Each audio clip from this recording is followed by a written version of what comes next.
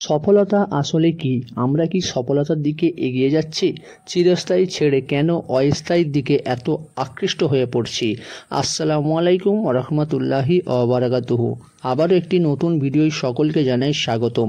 আশা করছি সকল ভাই বোন ও মায়েরা ভালো আছেন এবং আজকের এই ভিডিওটি আপনাদের কাছে অনেক গুরুত্বপূর্ণ একটি ভিডিও, তাই ভিডিওটি শেষ পর্যন্ত দেখবেন, মোটেও স্কিপ করবেন না। আর নতুন হয়ে থাকলে অবশ্যই চ্যানেলটিকে সাবস্ক্রাইব করে রাখবেন। তো দেরি না করে আমরা জানবো সফলতা আসলে কি। আমরা কি সফলতার দিকে এগিয়ে যাচ্ছি, নাকি অস্থায়ী জীবনের জন্য আমরা আকৃষ্ট হয়ে পড়ছি? তো চলুন এইসব বিষয়ে আমরা আলোচনা করব, তাই ভিডিওটি না টেনে শেষ পর্যন্ত দেখুন। আমরা সকলেই চাই সফল হতে, কিন্তু কতজন চাই আমরা মৃত্যুর পর জান্নাতে যাব? এখানে কিন্তু সকলেই বলবে হ্যাঁ আমরা সকলেই চাই জান্নাতে যাব, কিন্তু সকলের বলাতেই কি আসলে আমরা জান্নাতে যেতে পারবো? এটা একটু চিন্তা করে কমেন্ট করবেন। পৃথিবীর বুকে থাকতে থাকতে আমরা কতই কি না করি, তার মধ্যে সবচেয়ে বড় হলো টাকা ইনকাম ও সফল হওয়া। কিন্তু টাকা ইনকাম ও সফল হওয়াই কি আসলেই সফলতা? ইসলামের দৃষ্টিতে আপনার মতামত অবশ্যই জানাবেন। আমরা কতই কি না করি, যেখানে আল্লাহ বলেছেন হারাম, সেখানে আমরা কোনো কিছু না ভেবি সুদের ওপরে চলছি, হারাম খাচ্ছি, কোনোভাবেই কোনো কিছু মানছি না, আর আমরা ভাবছি মৃত্যুর পর আমরা জান্নাতে যাব। একটা কথা মনে রাখবেন, সুদ সম্পূর্ণ হারাম মানে হারাম, কোনো কথাই হবে না এখানে। এবার আপনি কি করবেন আপনার ব্যাপার। সুদ খেয়ে যদি ভাবেন আপনি জান্নাতে যাবেন, তাহলে এটা আমার আর কিছু বলার নেই। আল্লাহই ভালো জানেন যে আপনার সাথে কি হবে সুদ খাওয়ার পর। 100 জন মানুষকে জিজ্ঞাসা করলে সকলেই বলবে আমরা সকলেই জান্নাতে যেতে চাই, কিন্তু জান্নাতের জন্য সেই 100 জনের মধ্যে কতজন জান্নাতে যাবে সেটা আমরা জানি না। অনেক ইমানদার মানুষ তারা আল্লাহর কাছে সফল হতে চায়, আর সেটাই হলো সবচেয়ে উত্তম, কারণ দুনিয়ার সফল হওয়া আর আল্লাহর কাছে সফল হওয়া কোনোদিনও এক না।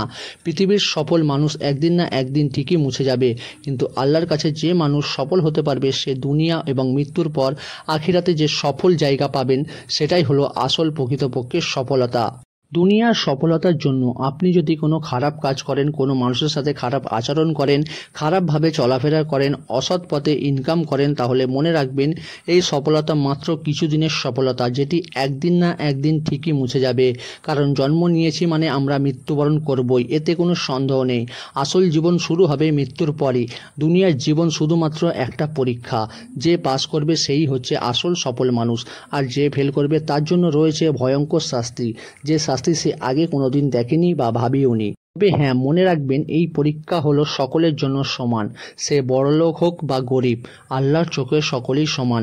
আল্লাহ সকলকে মানুষ হিসাবেই পাঠিয়েছে, তাই সে কে কী করলো সেটা ব্যাপার না। আসল ব্যাপার হলো যারা ভাবেন যে বড়লোক মানে মাফ পেয়ে যাবেন, কিন্তু না ভাই, এটা কোনোদিনও সম্ভব নয়। অনেক বড় বড় সম্পদের মালিক জাহান্নামের দিকে এগিয়ে যাবে, আর কুঁড়ে ঘরে থাকা ওই মানুষটি যে কিনা ভালোভাবে খেতেও পেত না, সে জান্নাতের দিকে এগিয়ে যাবে। হ্যাঁ, এটাই সত্যি। তাই জীবনে আসল সফলতা যদি পেতে চান, তাহলে আসল সফলতা খুঁজে বেরিয়ে পড়ুন, যেটা কিনা একমাত্র আল্লাহর কাছেই রয়েছে। আল্লাহকে খুশি করার জন্য সমস্ত কাজ করুন, দেখবেন দুনিয়া আখিরাত সমস্ত ঠিক হয়ে গিয়েছে। কোনো চিন্তা, কোনো পেরেশানি থাকবে না আপনার জীবনে। কিন্তু পৃথিবীর মায়ায় যদি পড়ে যান, মানুষের কথা যদি শুনে চলেন, মানুষের কথায় যদি আপনি আল্লাহর থেকে দূরে সরে যান, তাহলে অপেক্ষা করুন সেই ভয়াবহ দিনের জন্য, যেদিন আল্লাহ ছাড়া আর কেউ আপনার পাশে থাকবে না। একমাত্র আল্লাহর কাছেই দাঁড়িয়ে সমস্ত প্রশ্নের উত্তর দিতে হবে। এটা শুধুমাত্র যে আপনার জন্য তা কিন্তু না, এটা প্রত্যেক মানুষের জন্য হবে। আর যে সফল হলো আসলে সে বড় ভাগ্যবান, আর যে হলো না তার মতো হতভাগা আর কেউ নেই। আমরা প্রত্যেকেই জানি নামাজ হলো জান্নাতের চাবিকাঠি, কিন্তু নামাজ আমরা পড়ি না কেন সেটাও আমরা বুঝে উঠতে পারি না।